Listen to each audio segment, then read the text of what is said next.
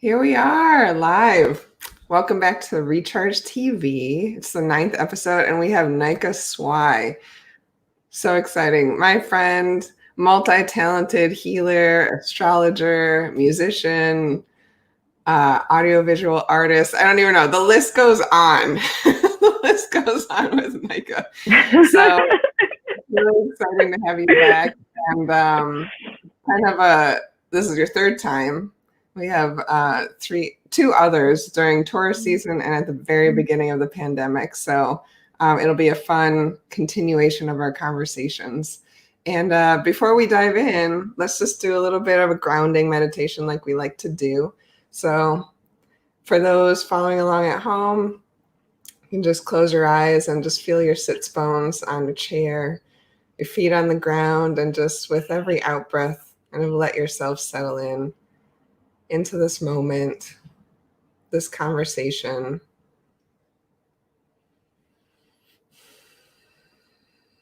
Taking a moment to let go and rest in your body, letting yourself be held by the earth. And at the same time, feeling from the top of your head a string, a thread, a wire suspending you from the sky, from the heavens, the cosmos, the stars. And letting yourself just be suspended between earth holding you and sky expanding you. We welcome in any guides who love us beyond all reason, any beings for our healing, that we may have a conversation that heals, that inspires, that guides us into relationship with ourselves and all beings. Taking a few more breaths, continuing to relax down, but also expanding up.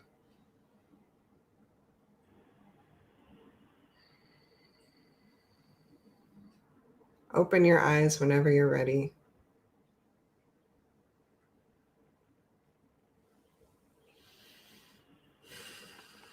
Whew, awesome. So as we like to do on Recharge TV. Thank you. Thank you. We're going to pick a tarot card to kind of guide the conversation. And as the guest of honor, you get to tell me when to stop shuffling. Oh, fun. So putting a juju into the card. Keep shuffling. Okay, stop. Okay. Ooh, what will it be? Ooh. So this is the Wild Unknown Tarot, and this is the Daughter of Swords. It's a little barn owl with some beautiful lights around her. So let's take a look. Let's read it out loud.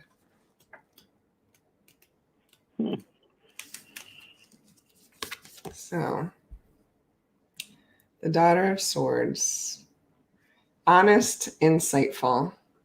The Daughter of Swords is a young woman whose honesty and insights take her far in life. People truly value her frankness. She learns from keen observation. It almost seems as though she never stops watching. Sometimes this becomes a burden for her, as she can't help noticing this or that small detail that could have been done better. There's a potential for her to hold on to those experiences and become spiteful and judgmental. Interesting. I know.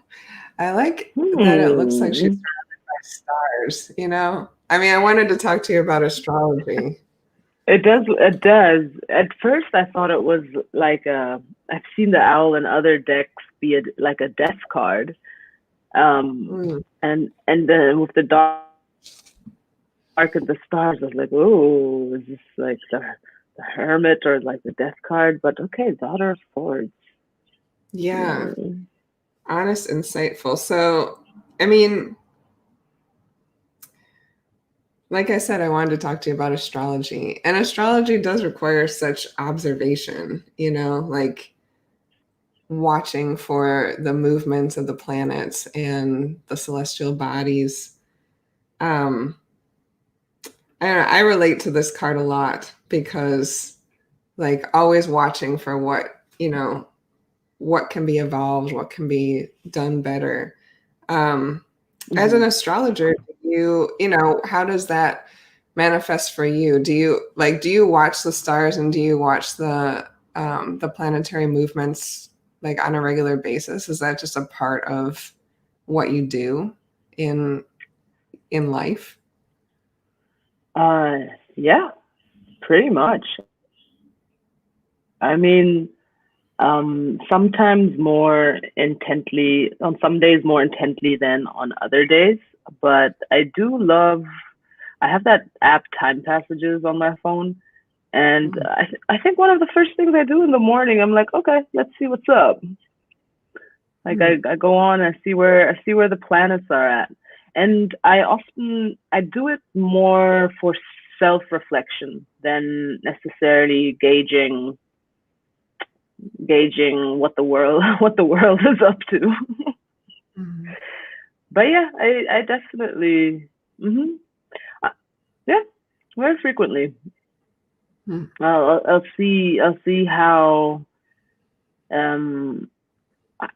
it's also because I watch transits, and so I keep track of how close we're getting to like a moment where transit is exact, or where a planet has reached. Like I wait for planets to reach certain degrees, and so I'm always curious. Okay, has it reached yet? Like for example, in the last 2-3 weeks, I was really keeping an eye on Jupiter to see when it would conjunct with Pluto. And so because if tracking the astrology of this whole year, the Jupiter Pluto conjunction, the last two that happened were very significant in terms of the coronavirus infection rates. And so I've been tracking those bigger planets pretty closely this year, and waiting to see, okay, when exactly are like world events happening in conjunction with the planets getting exact in their aspects to other planets. Yeah, I do that a lot. So you said the Jupiter and Pluto conjunction has been significant this year with the coronavirus. Is that? Oh yeah. As an astrologer, I think a lot of people are like looking to astrology this year. It seems like astrologers and astrology has found a boom with coronavirus because I don't know. I think a lot of us are trying to find some sense of control or making some meaning out of what's happening, right? Where so many people are experiencing a loss of control, like unknown to them. So for you as an astrologer, somebody who had already been studied and become versed in this science, when you watch those things unfolding, like what do you suggest to people as they kind of like are also watching these things unfolding or listening to people talking about them? Like what do you think is helpful, or harmful when people can astrology give us some sort of comfort when we're using it? And is there anything that we should be watching out for to not use astrology? What's a healthy use of astrology in this time? Good question. Tell us, it'll all be okay. Is it all gonna be okay? I think the one thing about this year is that, I've done a bunch of readings, and everybody is trying to get an idea of like, are things gonna be okay? Like, what's gonna happen in my life? Where is this going? There's been so much upheaval, so much change. I mean, it's been a crazy year for a lot of people, and I mean, for all of us in all these intense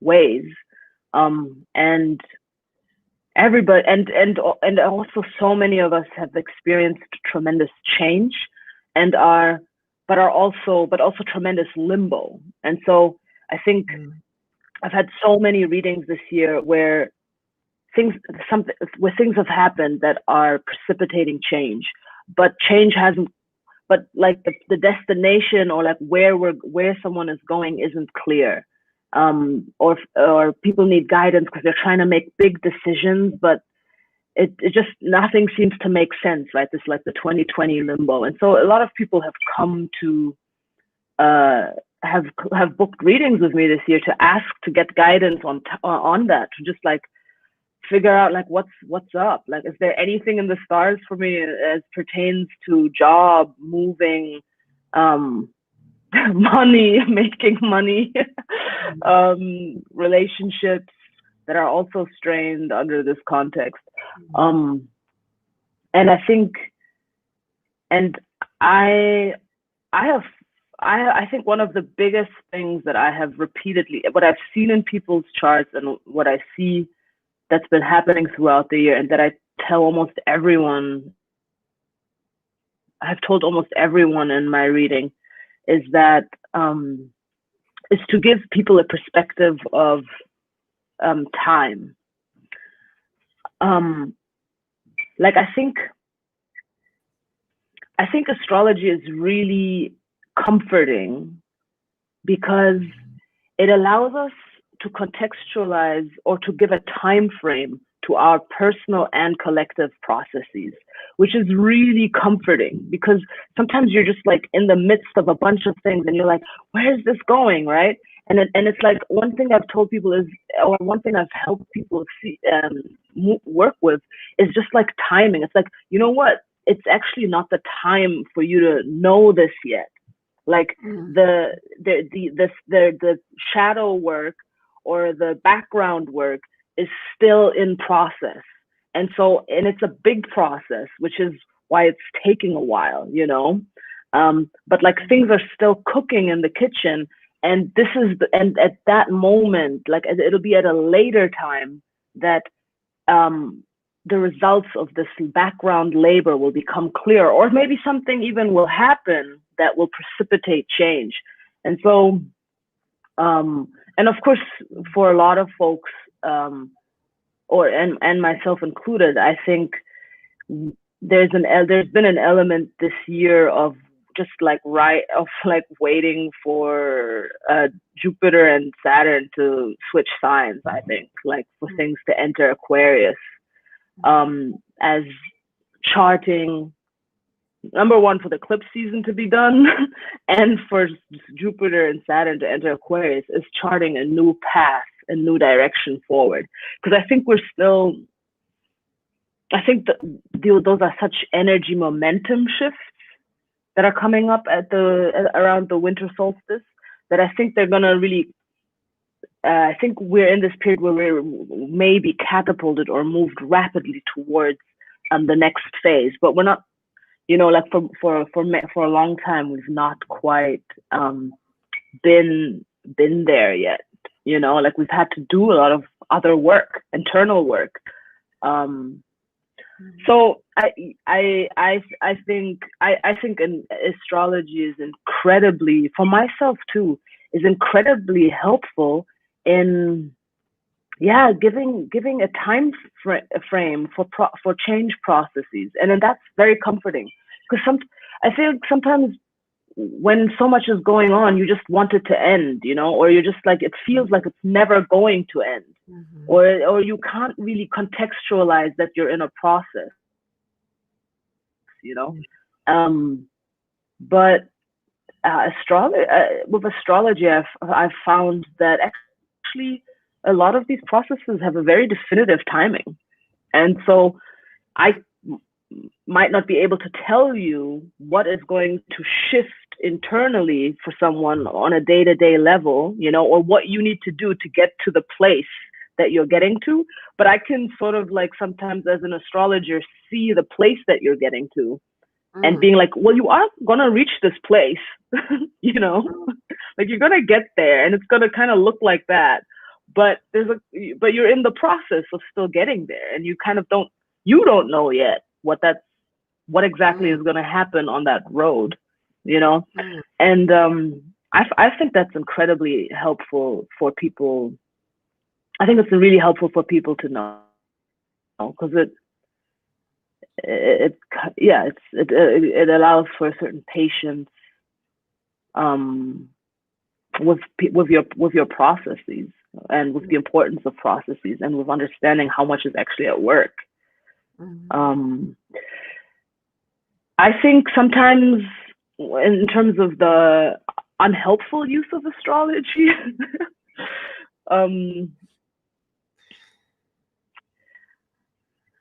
did you want to say something? No, I think I love about astrology as a tool, because I think of two things. One is like running a race, right? And you can see the goal or not see the goal, right? Like even just seeing the goal can allow you to stay in it. You know, if you can like see the end or have some kind of, it almost gives a level of agency, even if you can't do anything about it. Like, well, I guess I'll relax into this. You know, I just have this amount of time, or, you know, whatever it is. But I also, what I hear you saying, or I wonder if this is correct, is it's almost like allowing a process to unfold around us. Like you were saying that you don't necessarily tell people how to be in the process, but you're letting them know that there is a process happening and for X length of time. Is that accurate? Or like, that's interesting to me, because I know you're also an acupuncturist and like do other things. So I just wonder what that looks like if you're saying that really it just is like it's a process that has to be allowed to unfold, and that there's not really anything that we need to do about it. Is that what I hear you saying?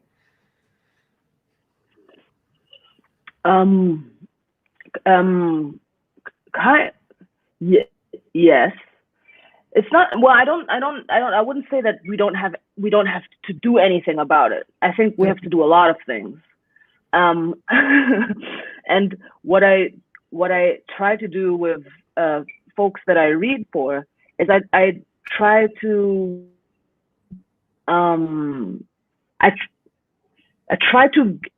guide people towards the kind of towards understanding or engaging what the elements of the process are, like what the personal elements of the process are, what the temperature of it is, like what is required of someone. Like if you're going through a mercurial process, you have to resolve or move to the next phase by engaging communication. You know what I mean? If you're going through a lunar process, you might have to do all the self-care work and create space to feel and accept your feelings. If you're going through a Saturnian process, you might have to really deal with questions of responsibility and actually do things like, you know, fill out the paperwork, like submit your applications, like get your grant materials in line, you know, like make sure your business is registered. You know what I'm saying? So like these are very different processes from one planet to the other. And so as a client, if they're in a Saturnian process, but they're trying to be, but they're, you know, sometimes, but they're in denial of it, you know, then I'm like, well, you're not really going to move forward unless you actually do these Saturnian things. You know what I mean? And so, and if you, and as you do this, you will decrease resistance to the resistance and tension in your system will probably become easier, because you're moving with the flow that you're being pushed through, but are resisting, you know. And if you move with it, like ultimately in 3 months, you're going to be at this place. You know what I mean? And so I think it's a little bit more like that. And the thing is that most people, because it's all intuitive and it's all inside of us, as soon as we receive a little bit of perspective, it immediately makes sense. Like folks are like, yeah, it's true. Like, you know what I mean? It's like, it's not like an outlandish suggestion. It's like usually people are like, yeah, I know. Like I kind of knew. I kind of like, it makes sense with their intuition, because it's because of their process. And so I think it's you know, it helps folks sort out the complexity of dynamics that they're going through. And it also though this understanding that processes do take a certain amount of time, and that someone is still in a process, or even as a country we can still be in a process, like we are right now.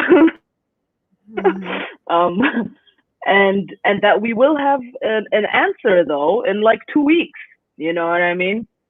And so right. And that's not just in the meantime, all these things actually still need to happen. Right. And it's not just, you're not just saying we'll have an answer in 2 weeks because that's when the Electoral College is supposed to make a decision on X, Y, and Z. It's like in the stars. Like there is a timing. Is that what you, like, that's what I hear you saying? Yeah. Like, that's to me what is amazing about astrology. It is. Yeah. Yeah. And that, it's amazing. It's like every time it happens, it's mystifying. Yeah. I can imagine. If you're watching this over time, because, you know, the more I learn about astrology, the more I learn that, like, you're looking historically too. Like you said, I noticed that these two conjunctions previously this year, when Pluto and Jupiter are coming together in the sky, manifested like this in the world. And like, I'm going to keep track of that. And so all the what's happening in the sky has happened before, and we can look to that to understand what might be happening again, right?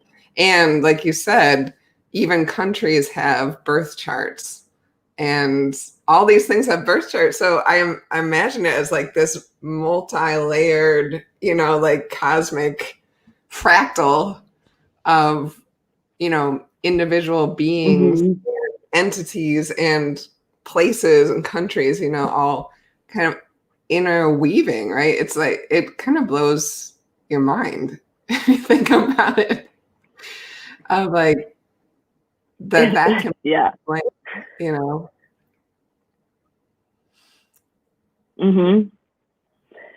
Yeah, it's pretty wild.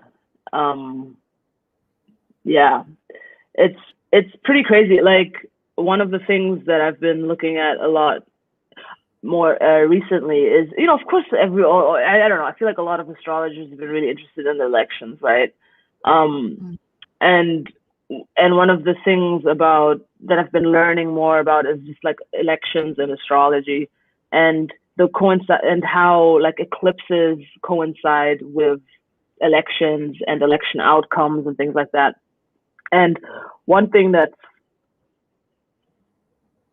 also, in terms of timing, that's wild to me is that the total solar eclipse that we're going to have in Sagittarius on December 14th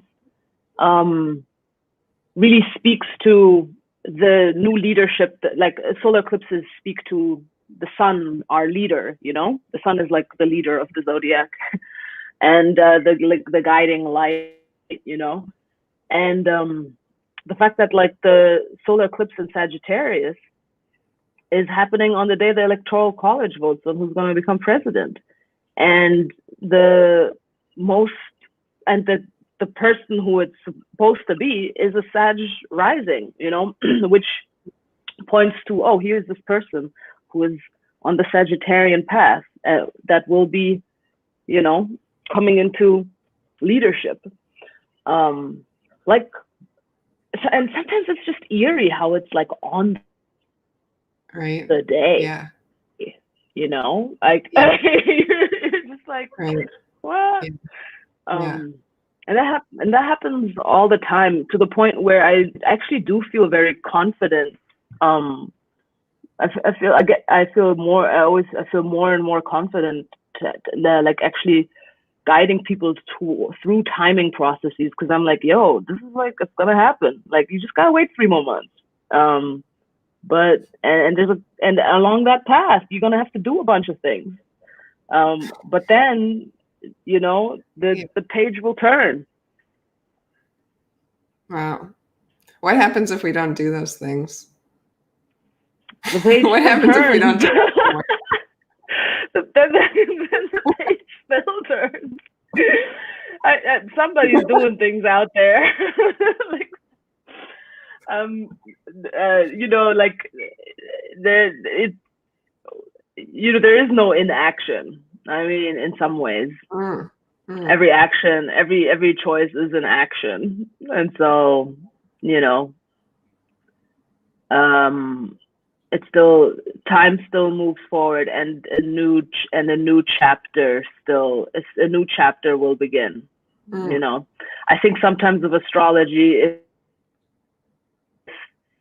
if we are on like a more, if we're trying to tune into our into ourselves, ground into ourselves, and follow our inner guidance, then oftentimes when that page turns, it kind of brings things that are in alignment with our inner guidance. And I think if someone is really out of sync with their inner guidance, when that page turns, it might not, it'll just reflect that, you know, but the page is gonna turn. It sounds like an opportunity. Like, there's a process happening. You can choose to engage with it or not, but it's an opportunity for something. The funny thing is that I actually honestly don't think that there's a choice. I think the process is happening, and it's just you're just deciding how you're gonna be in it. Like, you know, it's like you're just like deciding how you're engaged, like how you're gonna engage it. Like, I feel like that's the interesting thing is that you're in the process, whether you or not. You were gonna say something about unhealthy. Like, I asked about unhealthy ways to use astrology. Oh, okay. What came up for you? Well, I guess, I don't know. I think it can be difficult to like, I think there's an element of unknown about knowing the details of processes. You know what I mean? Like, sometimes we just like, we can know the temperament and the color and the texture and the element and all of these things, but we might not know the exact outcome. Like the exact outcome, you know what I mean? Like, whether it's like the idea of like win or lose or something. And I think I think one of the challenges sometimes can be to attach an exact outcome, or like the idea of an exact outcome to something. Because you know, the cosmos can surprise you. Like, it can like it can deliver the goods, but they might not look like what you thought they were gonna look like. And so like too much, I think too much thinking about what the future or like what something is going to look like exactly, and then having like too much of an attachment to that idea, or even this idea of laissez-faire, like, well, that's like this is bound to happen, so like I don't have to do anything in the now, you know what I mean? Like or not taking responsibility for your astrology. This idea also of excusing things because of who you are. Well, I do this because I'm a whatever, like Pisces moon. That's why I do this stuff, you know? So like, sorry, you know, like that kind of stuff I think isn't I don't think it's like, I don't think it's helpful. I think more and more as people like do kind of like, what do they call it? Like armchair astrology, or like you learn about, you like read a post on Medium and you're like, oh my God, I'm this, and I can, this explains all my behavior. I mean, what do you tell people if you're like doing a reading for somebody, you're like, hey, this is the process you're in, and they're like having a lot of anxiety or fear around it? Like, I can imagine that happening for people, you know, reading about certain transits and things going on in the world. And I think there's just a lot of fear floating around right now in general. What's your advice to people you know, that come across something that incites some anxiety? Well, it's interesting because I think there's usually a particular reason why something incites anxiety, like an assumption that's at work around something, and or also poor one-dimensional pop astrology that puts an idea into someone's head around what something is going to mean. Like, for example, let's say something is moving over someone's relationship sector, like Saturn or Pluto or something, and it can really speak to change and possibly distance in their relationships. There could be fear. Someone who might be sensing that things are changing in their relationship to their partner might have fear around that process, and think, oh, well, maybe are we going to break up? Are they going to leave me? Is this going to happen? And so I think one of the things is to like recognize where the fears coming from, why do those fears exist, and then for me, like one of the things that I do is I try to convey the complexity of what those energies actually represent. So it's like, it's not so much like, well, yeah, sure, your partner leaving you could be an outcome of this transit. Yes, I mean, that is a possibility. However, that's not what that necessarily means. What it means is that these, like I just described the multiplicity of meanings that these energies have and what they are asking the relationship to grow into. And the trouble is that if the relationship doesn't grow into that aspect of it doesn't grow in that direction, then yes, then there could be a separation, you know? And so,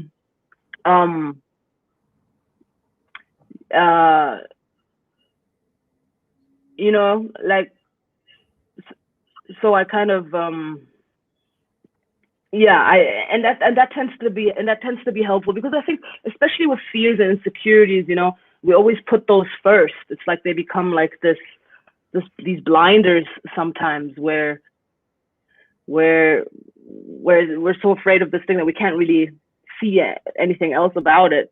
And so I try to soften or actually convey what the deeper meanings of a process actually are. Does that make sense? That makes total sense. It actually kind of reminds me of the tarot card that we pulled, which is like, yeah, being too focused on kind of the pieces of information and not broad enough in our perspective or our open-mindedness, to, like you said, to be too attached to the outcome. And then it brings up whatever it is, insecurity, fear, anxiety, foreboding. Yeah. Mm-hmm. And I love that like the way you describe it is so expansive and so multifaceted. And what I hear you saying is that, you don't want to be too overly focused on the details or the goal, but also you don't want to but you also do want to be engaged, right? Mm-hmm. Yeah. It's this idea of guidance, I think to me the planets are guides. Mm-hmm. Like they can inform you of the nutrients that you kind of like need to access in your life at a particular moment, and so like if you work with them, you kind of you're guided you're guided through certain times in your life, because they're calling for things. It's kind of like if you're being called forward in a time of your life to do more physical labor, then you're probably going to eat. You're going to need to nourish yourself, and you're going to need to eat well, and you're going to need to eat regularly and also get enough sleep so that you can work outside for 12 hours a day, So so for me, it's just like, that's kind of like how the planets work. The planets are like, oh, this physical labor is going to be required of you. And then it's up to the person to be like, okay, well, what do I need to do in order to meet that? And then of course there's the flip side though, because then it's like if you don't heed the weather, then you find yourself, wet in a rainstorm. You know what I mean? Like you didn't like, or you're like, it's 3 p.m. and you haven't had lunch and you've been working all day and you get a headache. You know what I mean? And so I love that. I think the I love that. And so like the planets do have that embedded in them, where like they can speak to the complicated outcomes that can come with not heeding. They do come with complications. If you don't pay attention to, like, if you don't prepare, if you're not preparing for it, you know what I mean? I love that. Yeah. Yeah, but it's like they're not. I don't feel like the planets are like these like exacting, judgmental beings that are like, oh, you didn't do this, they're just forces of. They're just just like they don't care. They don't care about you. Like they're just forces of nature, and you can decide whether you want to wear a rain jacket when it's gonna rain or not. Well, I've described them or I've heard them described as like, they're not what's doing the thing to us. They're just another reflection of like the grand design of the universe. Like they're a reflection of the microcosmic of the cosmos that is also in us. So like we're both reflections. So we can look to the planets to see what's happening in us and also in the world, which I like, because I think people do talk about it like, yeah, Saturn's coming for me, which is not exactly true or helpful. Yeah, no. Yeah, reflections. Yeah, they're in us, which is why they make intuitive sense when we address them. Like they're in us. And they're logical. They're logical. I love that. Yeah, I loved in March when we talked, when you said that, astrology was a science used by healers, used by, people who held wisdom, because it was a way to understand these deep truths about ourselves.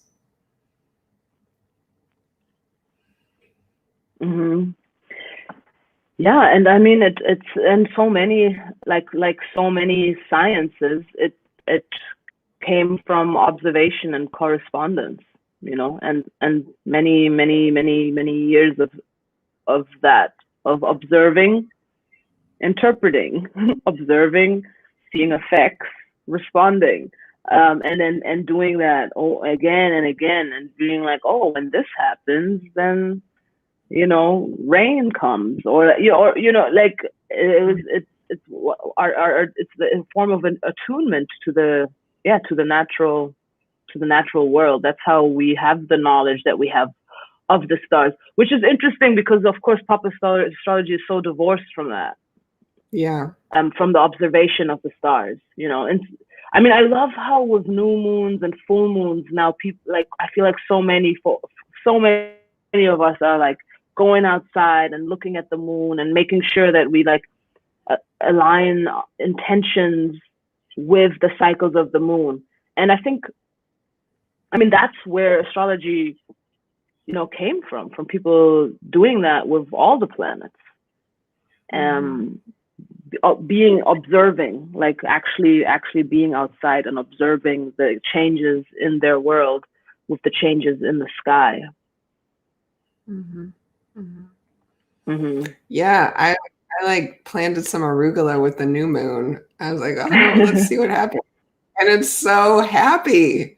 It's like exploded, like that, just those simple things of like, well, let's see what happens, let's see what happens in me, let's see what happens in the world. It's really, I mean, we talked about that also in March, just like that, like being in tune, not even in tune, but just like noticing the physical manifestations of the circular nature of time, and of these patterns that we are and we are in at the same time. That's very powerful. Yeah. Yeah. I think, there's that's I think that's something that's been difficult about this year, is to kind of wishing that we could forward time, like wishing we were already like done with this, and with 2020 and and all the things that came with it, and I do think that one of the things that astrology teaches me, or even observing stars teaches you, is like we kind of gotta be a little patient sometimes. Like time, like we move very quickly. We do everything very quickly, and we expect change to happen very quickly. But that's, I mean, that's just not how it really works. Like everything is like things, the movement, the growth of a plant, like nature actually takes time. Like it has a process. It knows where it is in time, and it knows exactly how long it takes for it to get to the point, to where it's going. But it's like there's like time. And I think, yeah, for me, still looking at the same planets, Saturn, Jupiter, Pluto, all year long. It's like, I don't know where everybody wants to go, because we're still in this process. I mean, we're like, we're doing a lot right now. Everybody's doing a lot, and it's going to take a little bit more time, considering how much is actually changing. It's actually quite rapid. Where a lot is happening in a short amount of time. Thank you.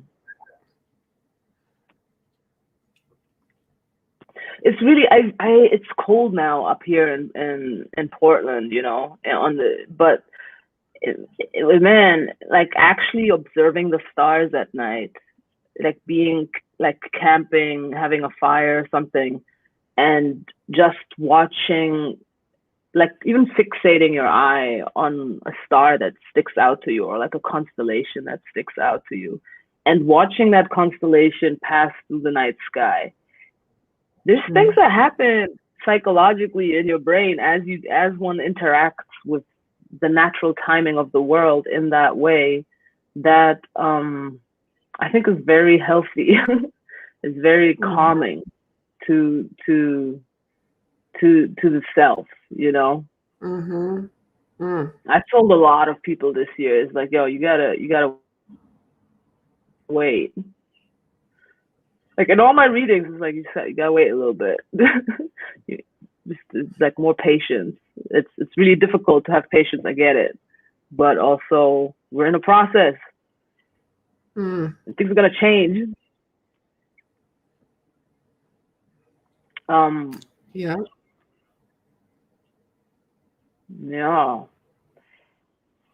Yeah, we got some important. Yeah, we got some important dates. We got some important dates coming up. December 14th. We have the total solar eclipse that will end our eclipse cycle for right now. And then on the winter solstice, all very incredible. The astrology this year has honestly been crazy. Like, it's been so potent and so relevant and just like on the dot, every time. As I was mentioning, the Pluto-Jupiter conjunctions all coincided with waves in coronavirus infection. And looking at the planets now, it would suggest that that this is the last wave, that we're moving through now, because Jupiter is coming off of Pluto and they're not going to talk again for a long time. I mean, in that way, at least. Actually, they're never gonna talk. They're not gonna meet again in Capricorn for another 250 years or something. So yeah, like that's a long time. So we're like they've been things are moving, but then we got the solar eclipse December 14th, and also on the winter solstice, an incredible new cycle that begins, as Jupiter and Saturn enter Aquarius, and we enter an air era of the element air for 200 years. Who else has been watching Avatar during quarantine? The last airbender. We're That's awesome. we're gonna go into the air rulership on the winter solstice. So 200 years of air rulership. So for people who don't understand anything that you just said, you have Jupiter and Saturn coming together and then moving from the sign of Capricorn into Aquarius together. And it's called the Grand Conjunction, right? In the sign of Aquarius, which is air. So yeah, what is air? I do love The Last Airbender. It's like, I have watched that show, the entire thing, like at least 4 times. The last episode makes me cry. It's so good. It's so good. It's so good. I'm like, it's true. It's true. So what does that mean for, what is that, like, what is the direct correlation to what you're saying is going to happen in the astrology of the times in Aquarius? Yeah. So, the universe time has all these different cycles. If you look at the planets and study the movement of the planets, there are cycles within cycles, and that's basically the study of astrology, studying cycles. And one of the significant things that is happening on the winter solstice is that we are ending a 200-year Earth rulership cycle and going into a 200-year air rulership cycle as the planets that represent rulership, royalty, leadership, faith, direction, vision, belief, and spirituality, which is Jupiter and Saturn, enter Aquarius together. So they're not just like entering Aquarius, because that happens all the time, but like together they enter a new sign, and that only happens every 200 years. And so so we are bringing in with that a period where actually, honestly, I think our human consciousness and the way that we operate is going to really change. We're suddenly gonna become less earthy, like literally, we're leaving Earth behind. We're like, which represents physical resources, our attachment to stability and place, the idea of place, just like physicality, physical money, physical, like all these things that are physical substances in every way in our life, you know, and we're tuning towards air. We're becoming like thought. We're tuning. We're going to become much more mental beings. I know it actually sounds a little horrifying because we already think so much, but but like but we are actually becoming even more air-based. But that also means that our value systems are going to become, I think, more flexible. They're going to be, and they're moving away from the rigidity of conservative structure and moving into, well, let's reinvent, reimagine and things that can move faster, are more fluid, are more inclusive. You know, air, like I think this move into air will be resembled in many things that we do. We're just like slowly going to move more and more away from actual substance. You know what I'm saying? Like even jobs. Like I think the whole thing that like the fact that like so many people are working online now, that's not going to change. Like we're just going to go more into being on the airways, more into being in non-physical spaces, and finding non-physical resource related solutions. I mean, even money, like the idea of money is a very 3D concept, you know. It's like a very like, here, I give you this, and then, you know, this is like a very physical act. Whereas in an air world, possibly ideas are more of a currency than an actual physical thing. You know what I mean? Yeah. So, and so, I mean, it's a 200-year process. You know, it's a 200-year thing. But we're doing a radical shift, and I think even the solutions that will be required for us to come up with to deal with the repercussions of the collapse of our economy and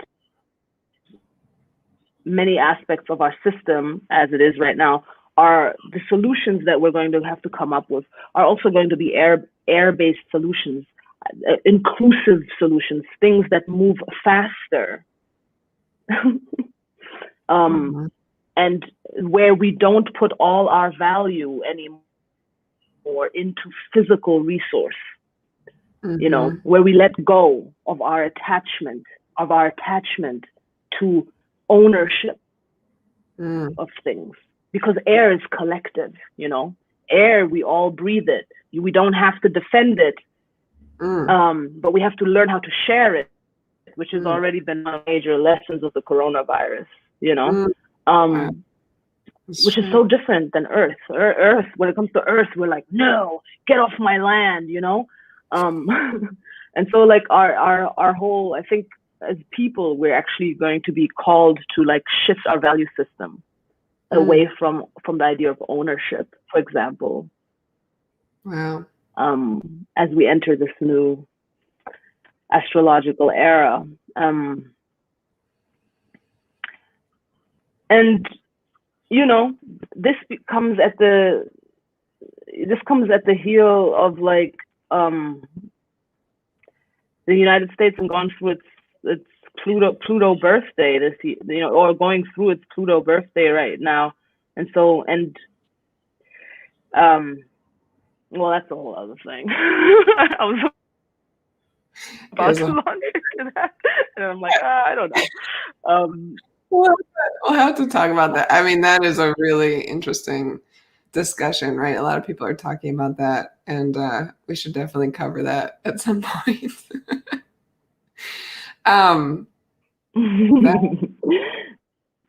That's a good breakdown. I mean, I think that's beautiful. Age of Aquarius, man. I think a lot of people are ready for that kind of shift, you know? And it's interesting that that would honestly, it's totally on. It's on. I'm gonna be playing that. It's so on. Yeah, it's exciting and terrifying, right? I think it's both things. It's like, what do we, you know, paying attention. It's interesting to me that would be what we're going into after this year 2020, you know, where it seems like this year has set that up. And that is, I think, what you're saying, which is like, yeah, we're going through a process and there's no way we can't go through that process. Yeah, and it has meant loss for a lot of people. There's many different forms of loss. On all levels, you know. A lot of material loss, a lot of loss of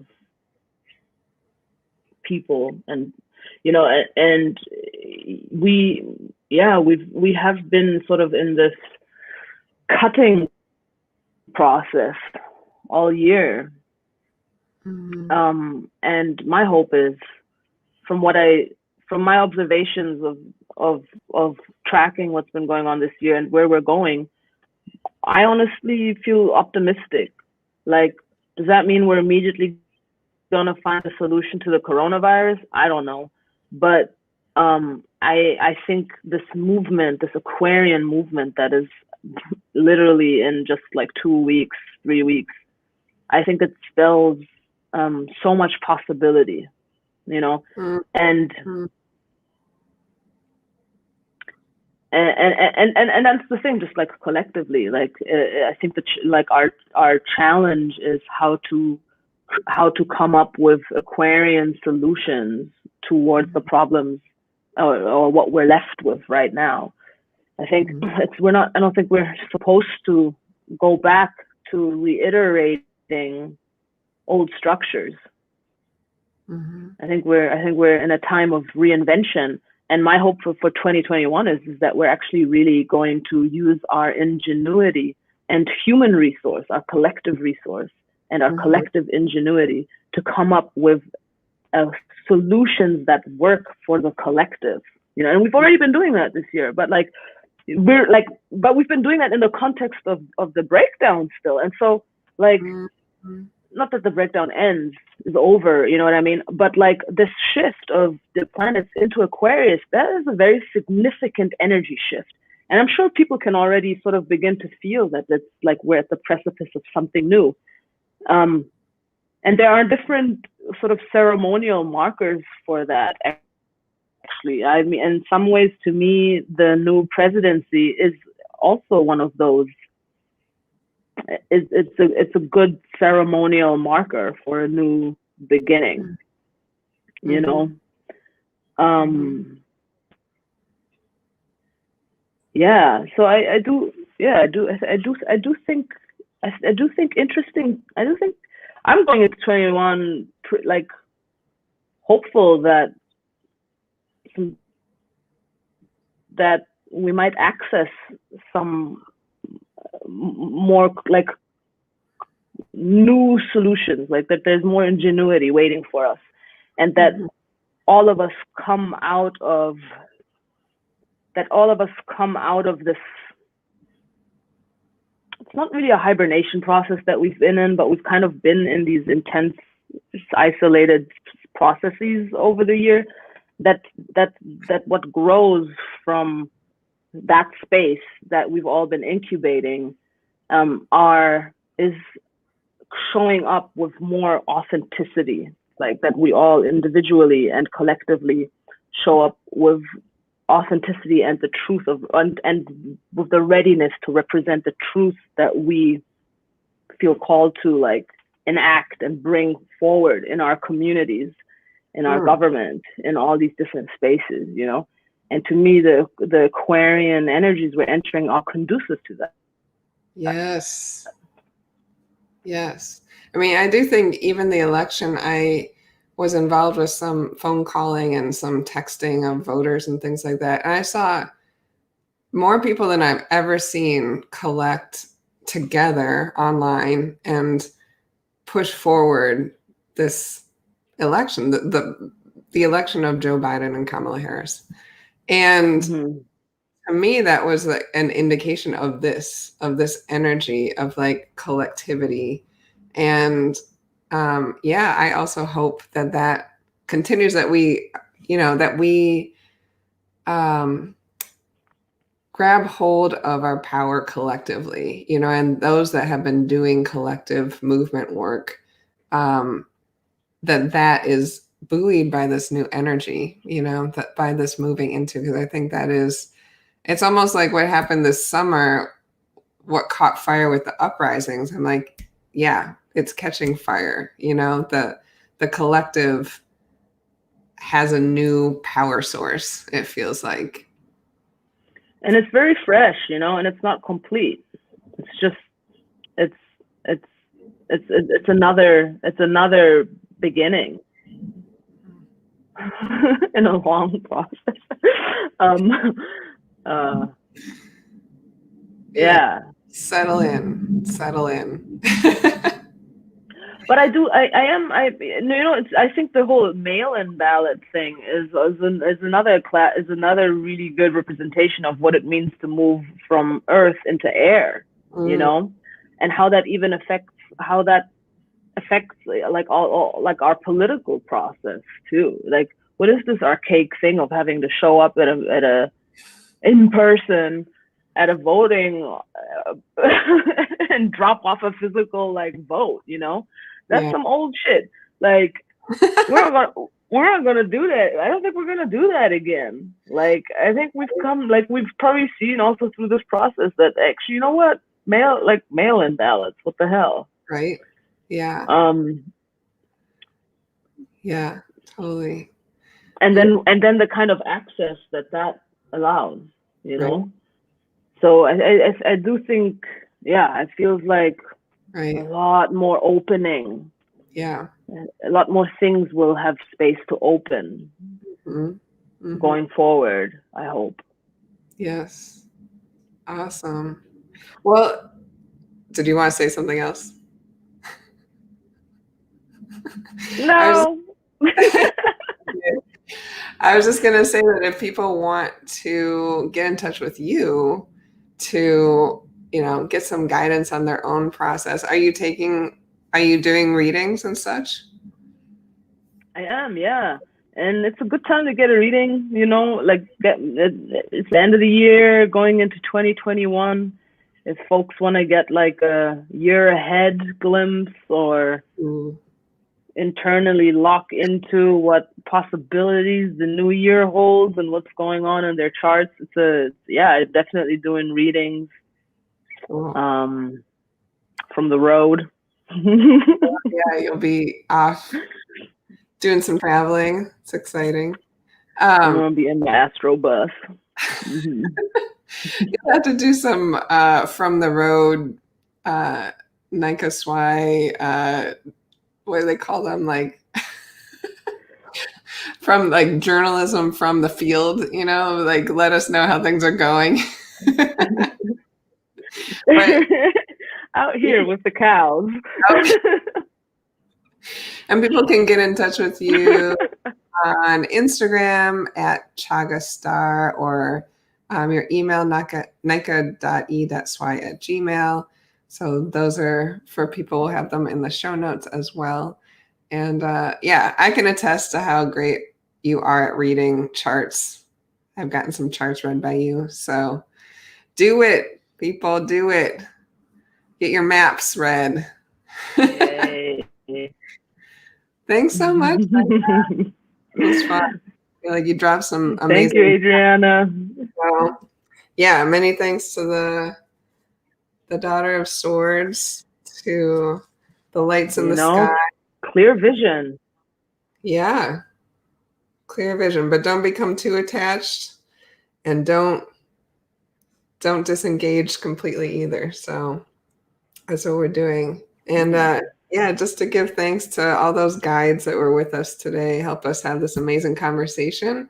And much love to you. Many thanks. And we'll see you soon. All right. All the best, everyone.